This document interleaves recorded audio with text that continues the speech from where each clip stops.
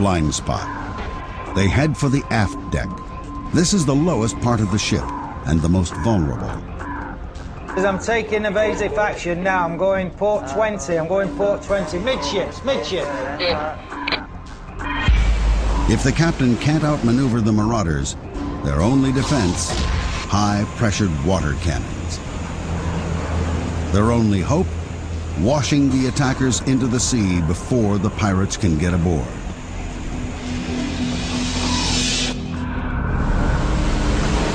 Luckily for the crew, tonight turned out to be another close call. The fast-moving vessel was just a fishing boat crossing paths with the Atlanta. But if it's not one threat, it's another. The wind is freshening. The seas are rising. Intense tropical storms of the typhoon season command respect and demand a response. The captain can either skirt the storms, burning more fuel and losing time, or take them head on. This time, he decides to take the risk. No matter the weather, the crews still have to attend to their duties. The reefers still have to be checked, even if it means braving winds up to 70 knots. It's in conditions like these that the power supply to the reefers could fail, spelling disaster for our precious cargo of Australian seafood. At the moment, the reefers are still working. Storms can severely reduce visibility, but heavy rain also plays havoc with navigation equipment. The squalls create unreadable blotches on the radar screen. The danger: there are times when the crew of the Atlanta are almost sailing blind.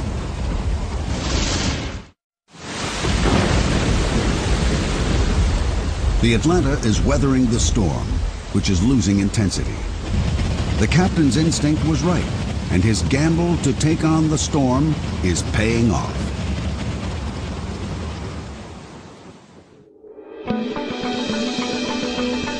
But now, she still has to make Hong Kong by midnight. The rest of her journey depends on it.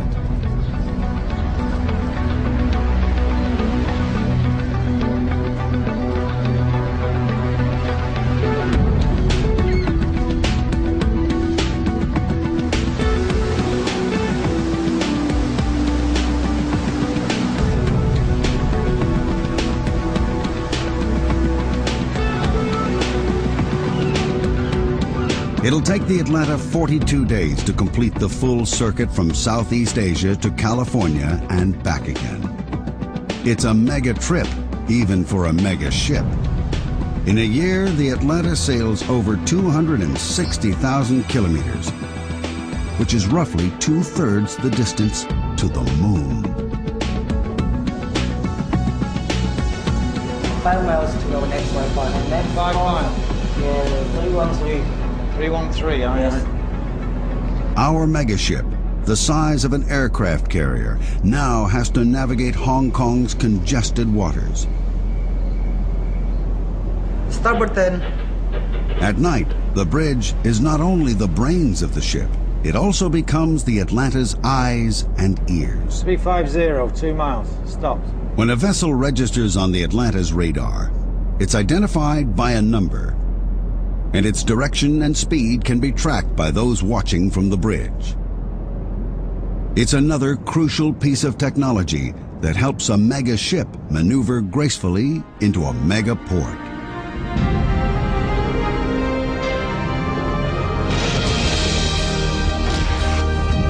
Bringing the Atlanta into another of the world's busiest ports at night means this small crew have to work together with maximum efficiency once again. It's just before midnight. In any 24-hour period, as many as 100 container ships sail into this harbor. The Atlanta is the last of the day.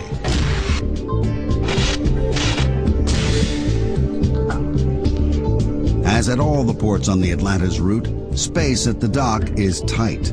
Container ships bustle for space in this incredibly congested harbor. In a year, over 22,000 container ships move over 20 million 20-foot containers through this port. Once alongside, the winches take up the slack. The last thing anyone wants is two megaships wrestling for space. After more than 2 weeks of travel, this is the final destination for two particular pieces of cargo. The reefer containing the Australian prawns is whisked off the ship.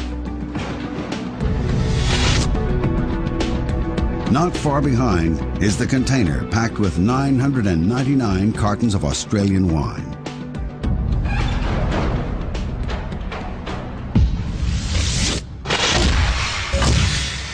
The containers carrying both the prawns and wine reach a cargo warehouse. This is the telling moment. The frozen seafood has passed through the tropics, crossed the equator, and arrived, still frozen after 2.5 weeks at sea. By the time the seafood has been unpacked, the Atlanta has taken on her load for America, and fully laden, she sails on. On the bridge, the captain and second mate Law plot the ship's next long journey across the Pacific Ocean. Having made a long and perilous journey of their own, all 999 cases of wine have arrived intact and on time.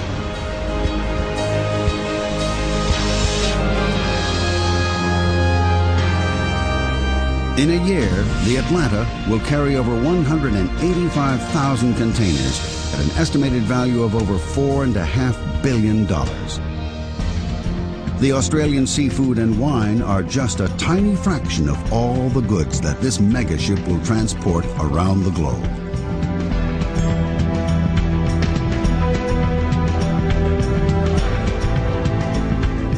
The Atlanta won't dock in California for another 10 days, giving some of the crew a chance for a well-earned break. Don't eat everything, right? Save us some food.